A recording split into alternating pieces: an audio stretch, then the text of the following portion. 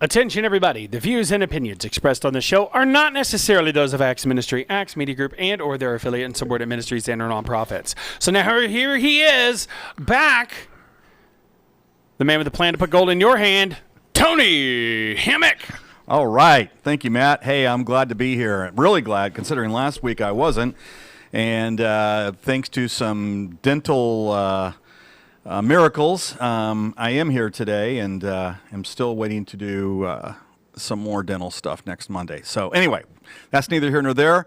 It is a glorious morning out there. It's got a little dusting of snow, and hopefully that's all we get all year. I know my 13-year-old would like to have a lot more, but it's funny how 13-year-olds want more and 62-year-olds don't. So as far as snow goes. So anyway, we got a good show for you. 2 weeks of material. How's that? We're going to cram it into one show. And probably the best place to start off would be with the stewardship course. I was kind of looking around through the week at the different courses and stuff, and I just made it a decision here. Let me just get it all queued up here.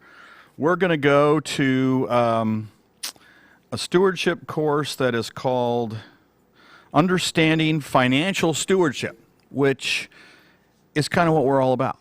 And this is by Charles F. Stanley, who put this together. And the first day, I believe there's 10 lessons in this course, is called What is Your Net Worth? And net worth is a concept most people understand solely in terms of finance. It refers to the numerical figure remaining after your debts have been subtracted from your assets.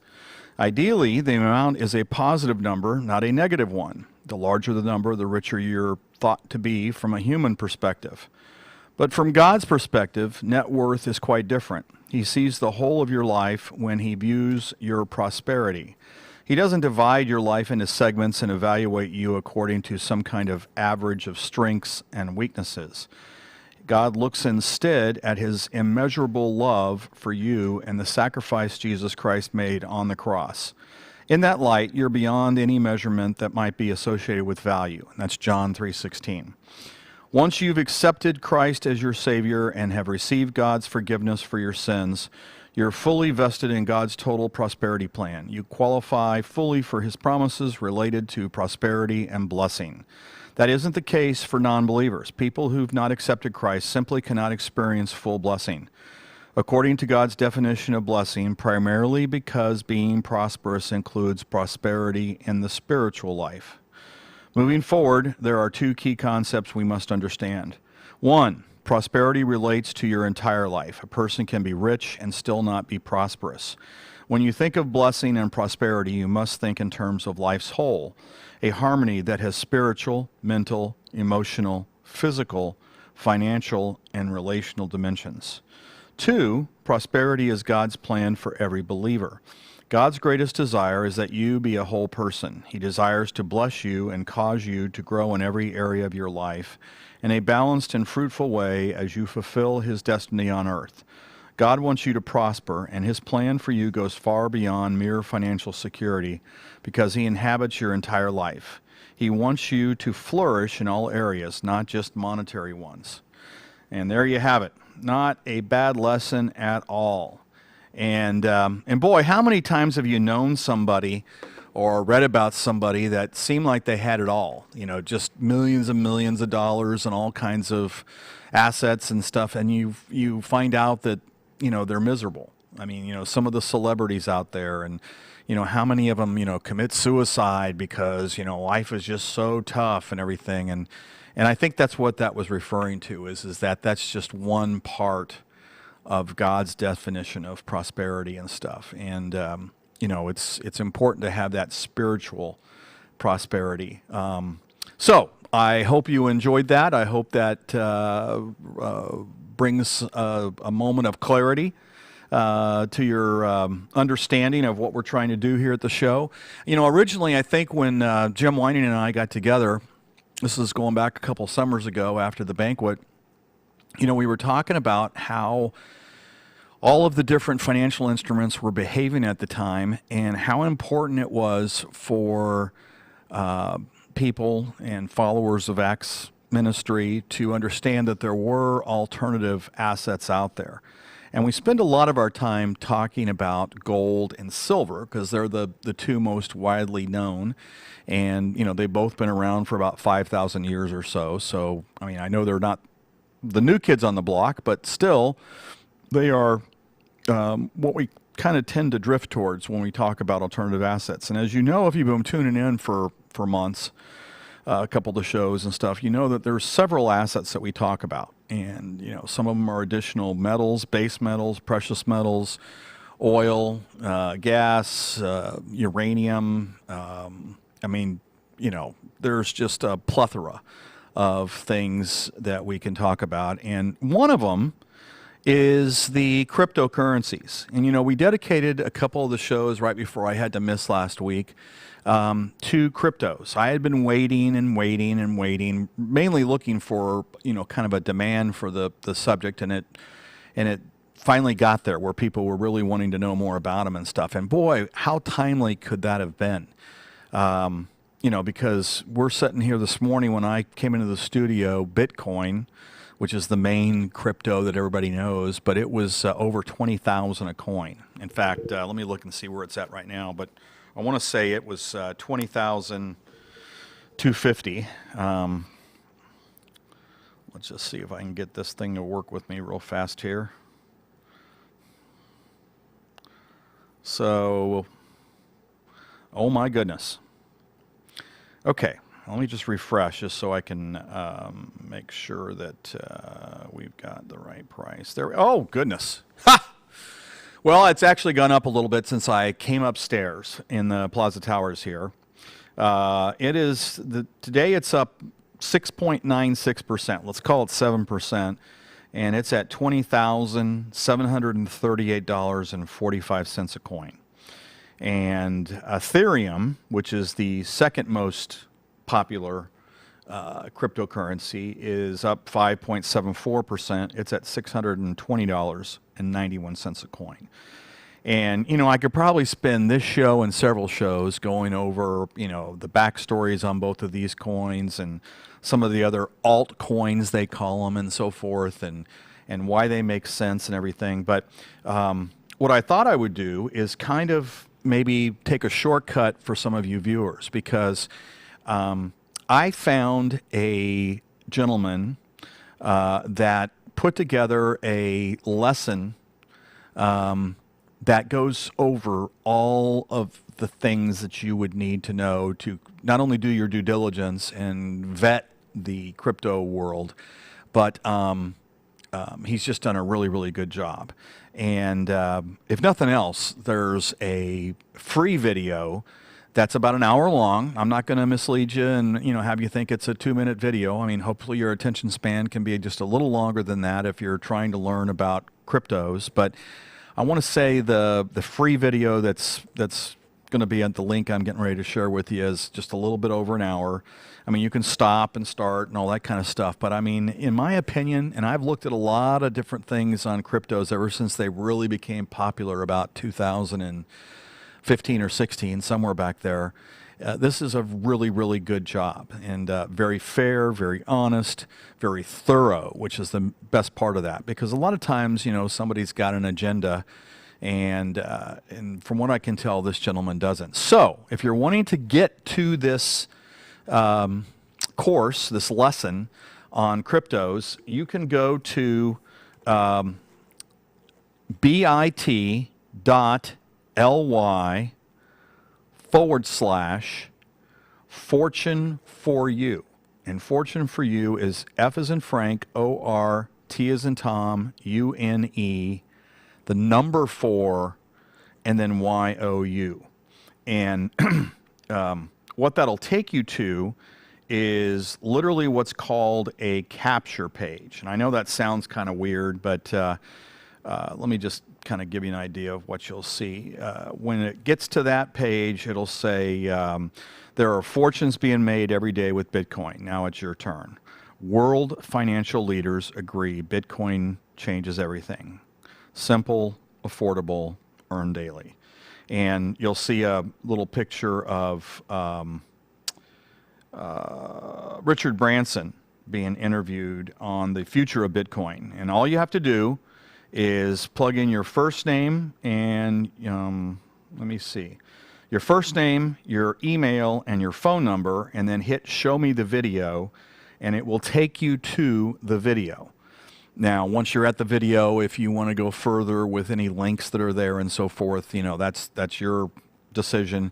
But the video is free, and you can see a good portion of what I've been talking about. And I would highly recommend it. I mean, even if you've just got, a little bit of an interest, or you've got a loved one or a friend that keeps talking about Bitcoin, oh my gosh, let's get some money in Bitcoin, this video would be worthwhile, because it covers the highs, the lows, the good, the bad, the ugly, all that kind of stuff, and I would highly recommend it. So once again, bit.ly/fortune for you, and that's fortune the word, the number 4, and then YOU. And that will get you there, and then you can kind of pursue that at your own pace and stuff. But I went through it the other day. Well, I shouldn't say the other day. I should say a couple weeks ago. And I was really pleased with what I found. So, anyway, that is a little bit about the Bitcoins. Let's get into one of the parts of the show I always like, which is the pricing. Because as you well know, or if you don't, let me be the first to tell you, the prices almost change, by the minute. And lately, with the volatility we've been seeing, there's been a lot of changes and stuff. So you already know the price of Bitcoin. Let's look at Ethereum. Let's look at gold. Gold's up 90 cents today. It's at $1,855.70 an ounce. Silver's up 32 cents. It's at $24.87 an ounce. Platinum is $1,032 an ounce. Palladium is at $2,318 an ounce. And rhodium is $16,000 an ounce. Now, these are what are considered the precious metals: gold, silver, platinum, palladium, and rhodium. And their prices are by the ounce. That's why I was stressing that. These next few are going to be what we call base metals, and their prices are by the pound. And holy smokes, I got to tell you, I'm not trying to pat myself on the back, but boy, copper. If you remember, first of the year, copper was under $3 a pound. And today it's at $3 and let's call it 54 cents a pound. It's $3.53.97. So that's quite a rise just in a 12-month, 11-month type time frame. Nickel is $7.88 a pound. Aluminum is 92 cents a pound. Zinc is $1.28. Lead is 92 cents a pound, and uranium is $29.90 a pound. And those are the base metals. The crude, as far as oil, a barrel of crude oil, now this is as of 9:15 this morning, so just a couple minutes ago, was $47.43 a barrel.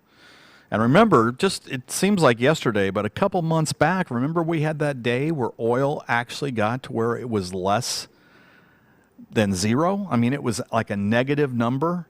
And, we're always talking about strategy and stuff. And anytime something gets that much out of favor, where it's a negative number, they were almost going to pay you to take a barrel of oil.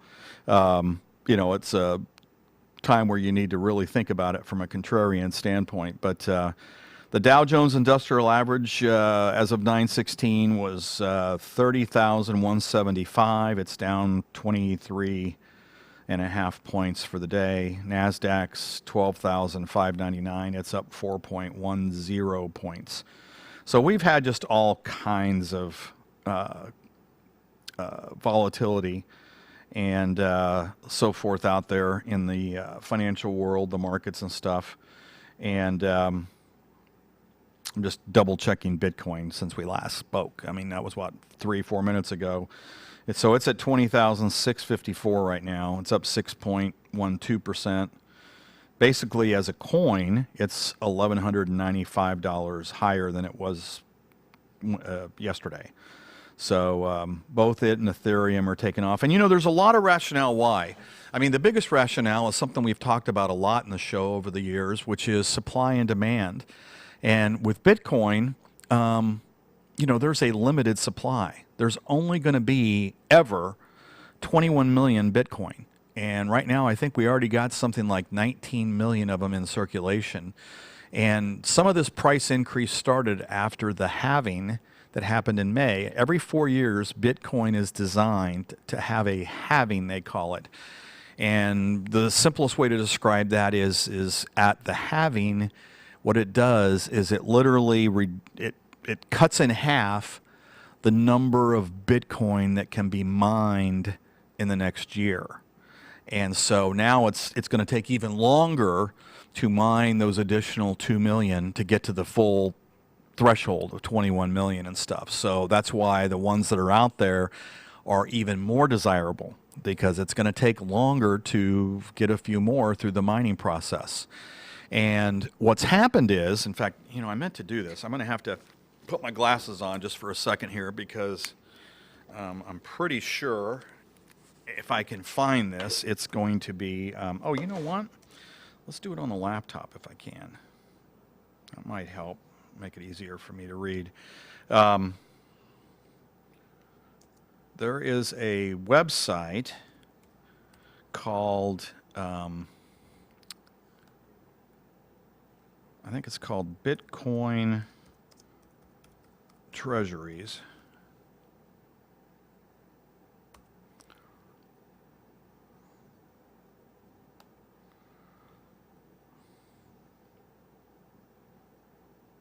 There it is. Okay. Duh. So what this is, and you can go to it on your own computer or your phone, it's called bitcointreasuries.org.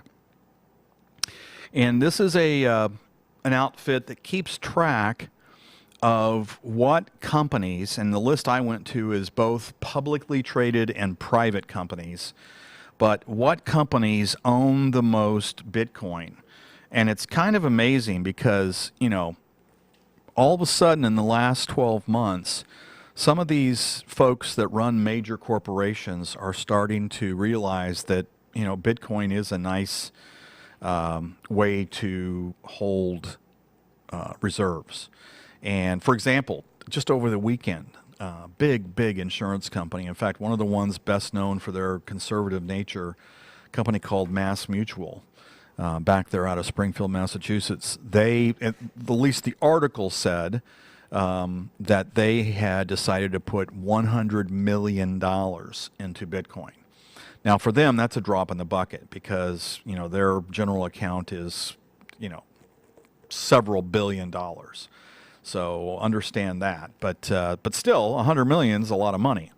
And so anyway, looking at this Bitcoin Treasuries, the largest company that has some Bitcoin is a company called MicroStrategy, and they're publicly traded. Their symbol is M as in Mary, S as in Sam, T as in Tom, R. And it looks like they have 40,824 Bitcoin, and with today's value, that's about $844 million. $619,983. So that's a lot of Bitcoin that they own. They're number one. Number two is a company called Galaxy Digital Holdings, and it looks like they're traded on the Toronto Exchange. That symbol would be GLXY, and it looks like those folks have 16,651 Bitcoin for a market value of $344,497,000. Next is Square. Now, if that sounds familiar, think about when you've gone to make transactions any place and somebody's got their phone and there's a little white square up on the top of the phone, and they run your credit card through that. And that's how they charge you the amount you owe for, that meal or that product or whatever. Well, Square was started years ago by a guy named Jack Dempsey. Jack is also the gentleman who's the CEO of Twitter. And so he's a fairly bright guy. And he is also the CEO of Square. And Square is publicly traded. Their symbol is S as in Sam, Q. And they have just recently put $50 million into Bitcoin. And right now they own 4,709 Bitcoin for today's value, $97,425,000. So not a bad investment, because I remember 50 million went in just a couple months ago. I mean, I can't remember the exact date. I probably could do a quick search and find out for us, but it's gone from 50 million up to, it's almost doubled. It's gone to 97.4 million. These other companies, let me just kind of look for some highlights. After Square, Hut 8 Mining Corp, Voyager Digital, Riot Blockchain. Now, Riot Blockchain is kind of an interesting story. They own 1,175 Bitcoin. Excuse me, Bit Digital, Coin Citadel, Advanced Bitcoin Technology, Digital, Hive Blockchain, Cypherpunk Holdings, Big Digital Assets. Let me get down here. It seemed like there was one other one I wanted to really. Hive, Big, Argo Blockchain, FRMO, the Tezos Foundation, Stone Ridge, Grayscale. Oh, that's it. So Grayscale Bitcoin Trust is traded on the over-the-counter market. I believe their symbol is G as in good, B as in boy, T as in Tom, C as in cat, GBTC. And what they've developed is this trust that folks can buy Bitcoin through an advisor. And you need to be an accredited investor. So that means you need to have made something like $200,000 each of the last, I want to say, 4 years, and or have a $1 million net worth excluding your residence and real estate is the definition of an accredited investor. I may be off because I think they just tweaked that here recently. But if anything, it's more to be accredited. But Grayscale Bitcoin Trust is raising a lot of money. They now own, holy cow, they own 546,544 Bitcoin for a total of 11,307,612,779. So they're quickly becoming a large, if not the largest, holder of Bitcoin, and they're obviously doing it for the benefit of their shareholders or unit holders, I guess we'd say, because it's a trust. After that, CoinShares, 3iQ, the Bitcoin Fund, ETC Group, and then last but not least is 21 Shares AG. They've got 4,867 Bitcoins. So between all those companies, they own 888,864 Bitcoin. And the market value as of the printing of this, now keep in mind things have changed daily, but when this was printed was 18,389,983,000. So my point is, not to drag that out too long, is if you've got institutions and foundations and basically entities that have a lot of money starting to buy Bitcoin as a reserve asset, there's going to be a increased amount of demand for the Bitcoin.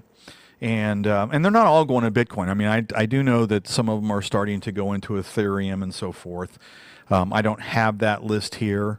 But my point is anytime you increase demand for an asset, especially an asset that has a finite supply, of whatever it is, in this case, Bitcoin, you're going to see prices go up. And so I think that's what's factoring into a lot of different decisions as far as, okay, let's get into Bitcoin, because, it's not like the Federal Reserve or the Treasury can print more Bitcoin. That's just not going to happen.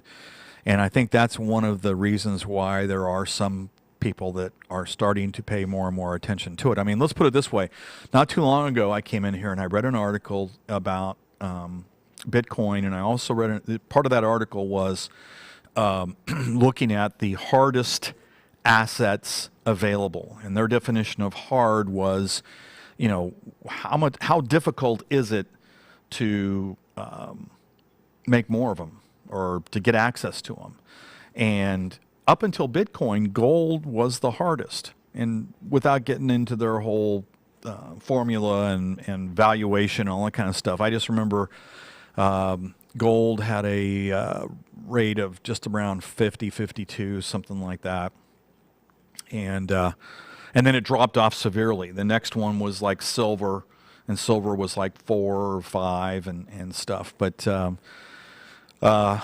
Bitcoin, once they ran it through the formula they were using and so forth, was like, 58. And so it was higher than gold. And I'll probably need to bring that in next week and kind of review that, because that's, just kind of going from memory there and stuff like that. But the point is that the more difficult it is to manufacture, find, mine, whatever you want to call it, an asset, the more valuable it becomes, because, you got to factor in the cost of getting more. And in this case, there's that finite supply. So anyway, without getting too far off in the weeds on that, that's the status of Bitcoin today. And it's needless to say going very well if you're in. Now, if you're not in, you may be thinking, oh, I have a fear of missing out. We call that FOMO, F-O-M-O. And, I'm here to say that, yeah, I mean, maybe you weren't in 3 years ago or, one of those types of things. But we've talked about this a number of times of using a strategy called dollar cost averaging. And if I were looking at Bitcoin for the first time and thinking, oh my gosh, I'm going to miss out, and, had a large amount of money, I don't know if I'd necessarily jump in with both feet. I think what I would do is use the dollar cost averaging approach.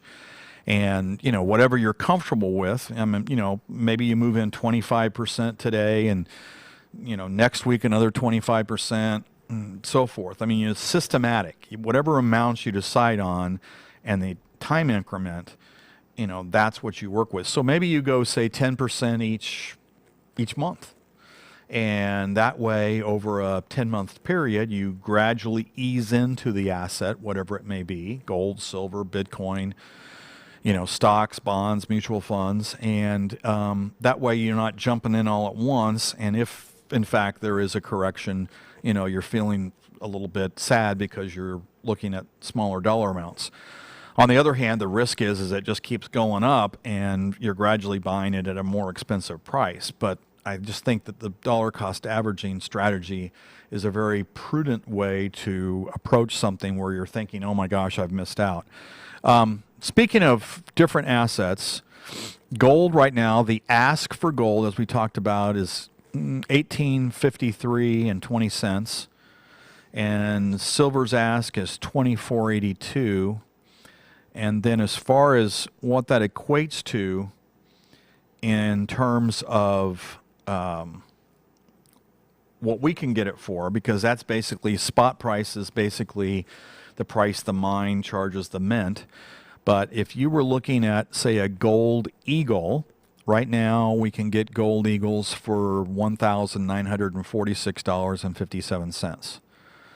So, there's a little bit of a premium there, but I think that that's kind of, justified in the fact that it's now purified and it's put in the shape of a gold eagle coin and, very easy to transport and all that kind of stuff.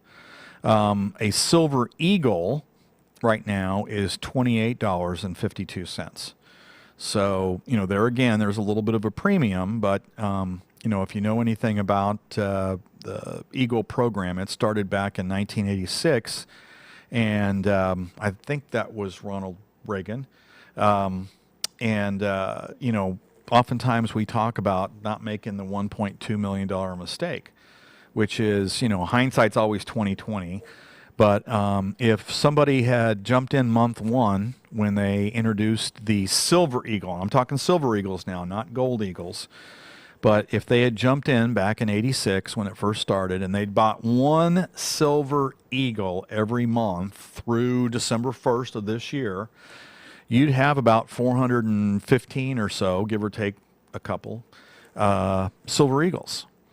And probably all in, your price would be somewhere around $43,000. And, that all sounds expensive, but remember, that's over a vast number of years, from 1986 through 2020. What is that, 34 years? Yeah, that is 34 years. Okay, so over 30, what? What'd you say? From 86 to 2020? 86 to 2020? I think that's 34 years. Yeah, I believe so. Yeah. Soon to be 35 years. And then, multiply that by 12 and then, figure the cost, and it should be around $43,000. But here's the important part of that, which is if you had that portfolio of Silver Eagles and wanted to know what it was worth today, it's over $1.2 million. And the miracle of this is you never know which year or which one is going to be, the one that appreciates the most. And my point is this, the 06, no, wait, I'm wrong. 1996, there we go. Got the right decade. 1996 Silver Eagles in MS-70 condition are going for over $6,000 a piece.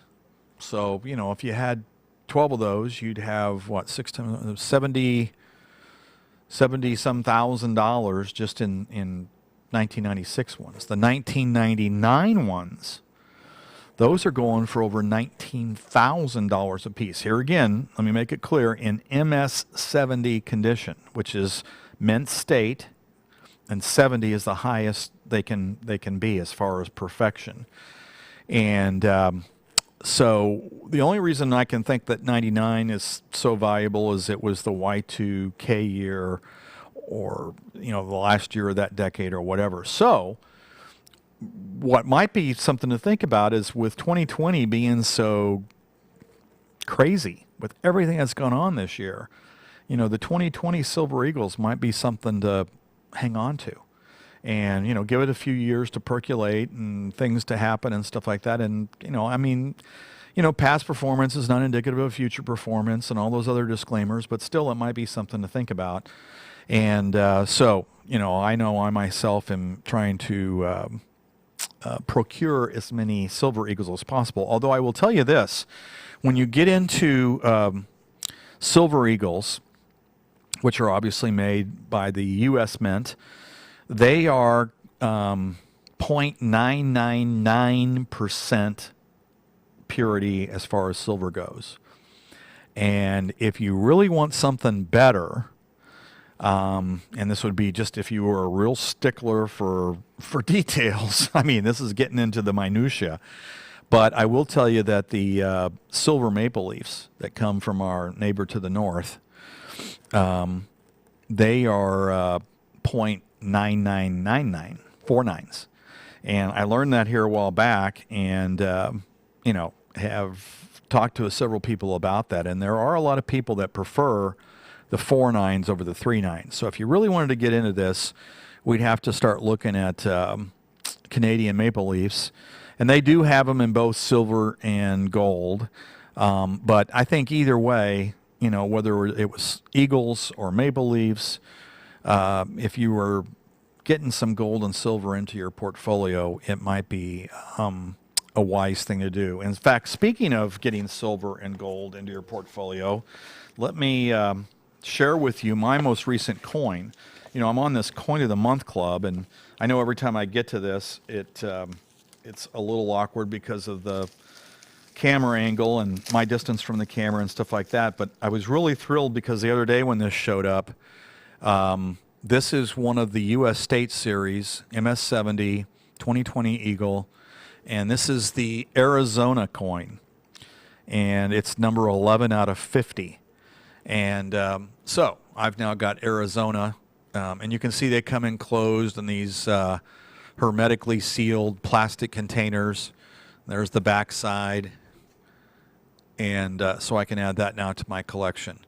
And so I've got a couple of redundancies in there. You know, I've got a couple of New Mexicos and a couple of Pennsylvanias. So if anybody's doing this and they don't have New Mexico or Pennsylvania, you know, give me a shout and maybe we can trade. I don't know, because I'd like to get all 50. I don't need 4 New Mexicos. It's like I feel like a little kid doing baseball cards again, you know. But anyway, so that's my most recent one, Arizona. Let's see what the card says about Arizona, because I get a kick out of the little comments that they. Contact number, so I can put it up there. Oh, contact number is 417-755-0700. And you can always reach me at tony@thegoldaffiliate.com. And this particular coin, year of issue was 2020, United States, U.S. Mint, $1, 1 troy ounce. Metal purity is 0.999, like we talked about, fine silver. Mintage, there's only 5,500 of them. And it says, did you know that parts of Arizona get nearly 300 days of sunshine per year?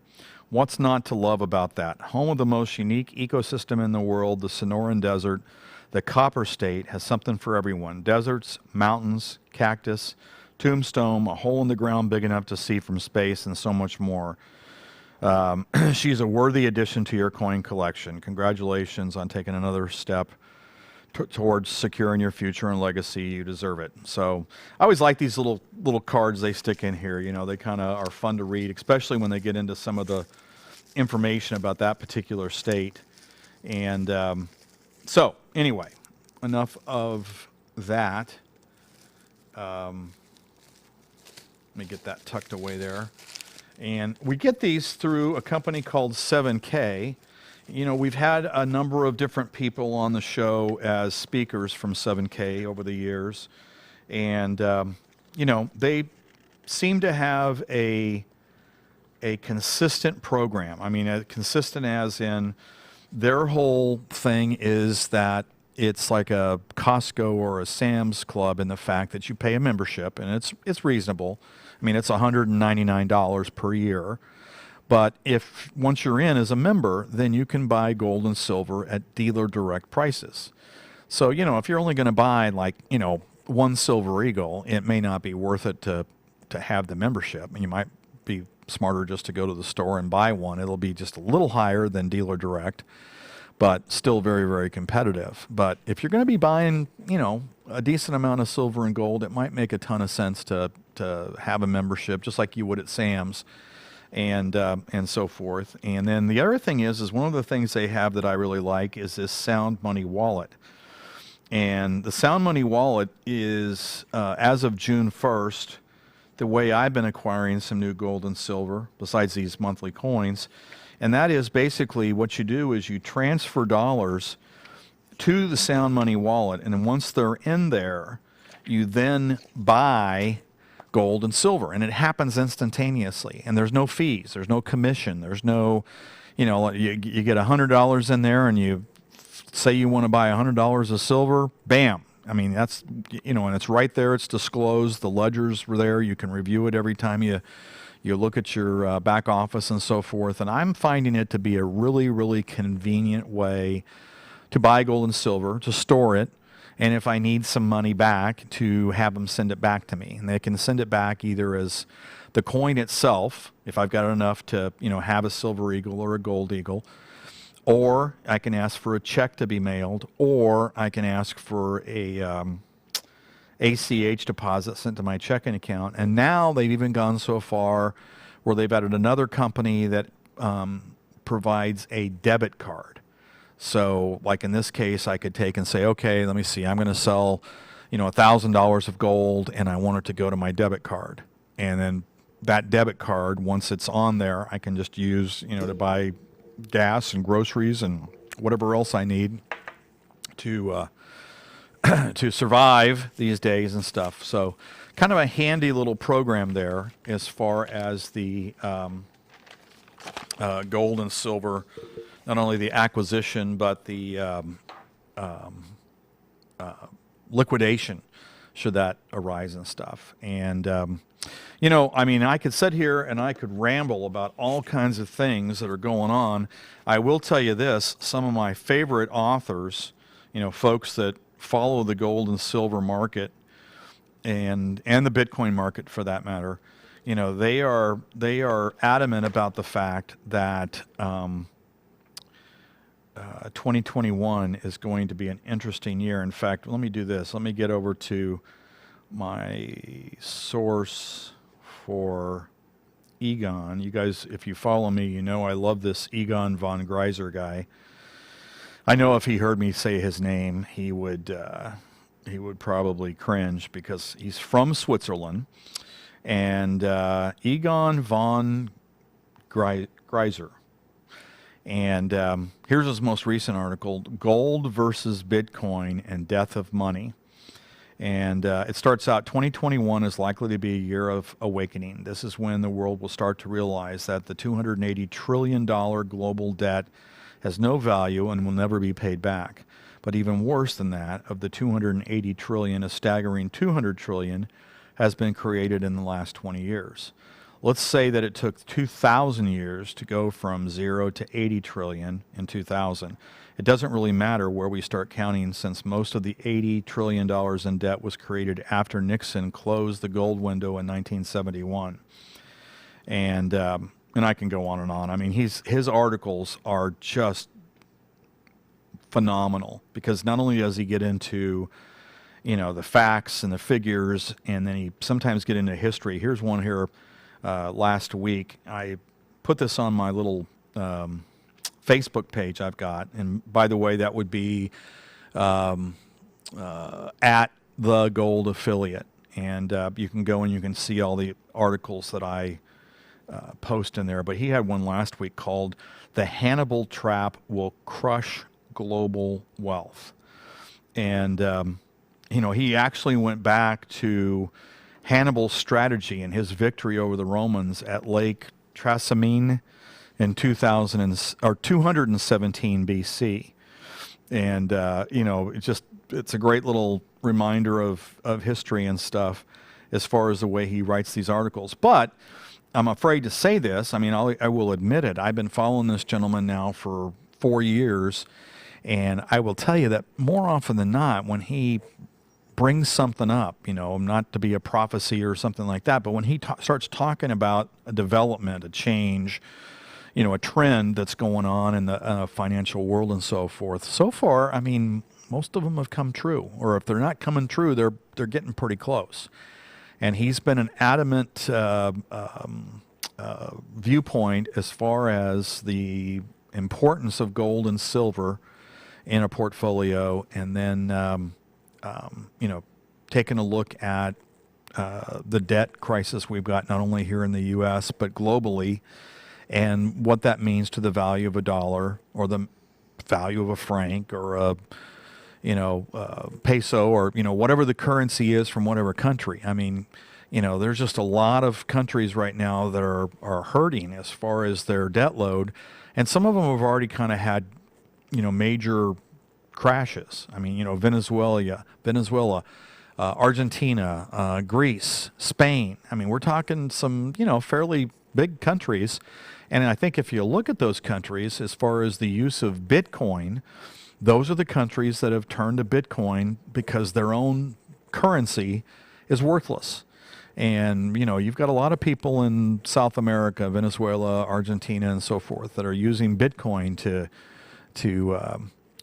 make ends meet and pay their bills and so forth, because they don't want it to go into their own currency because, bam, it's worthless. I mean, that hopefully is not what we're headed for as a country, but I will tell you that the value of the U.S. dollar has declined by something like 98% since 2013, I believe it is.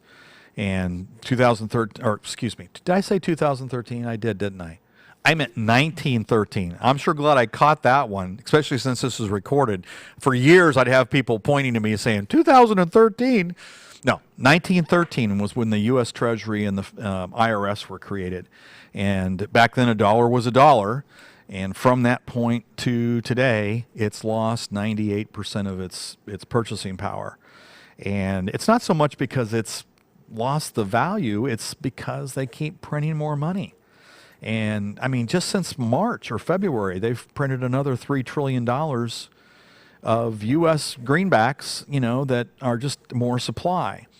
And think back to what we were talking about with Bitcoin. The fact that there's a finite supply is what makes it so valuable.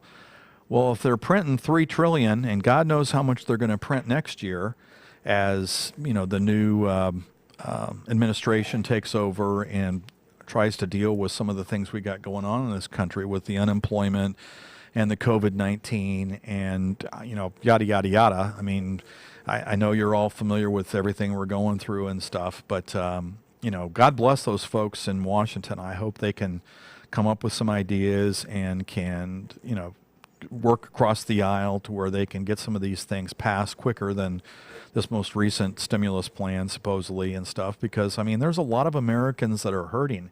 I mean, just this morning I was reading that here in Springfield, the city council has said that they are not going to, make it easy for more tents and little communities to pop up for the homeless folks. And I mean, it's just sad that we've got homeless folks here in Springfield, let alone in the country.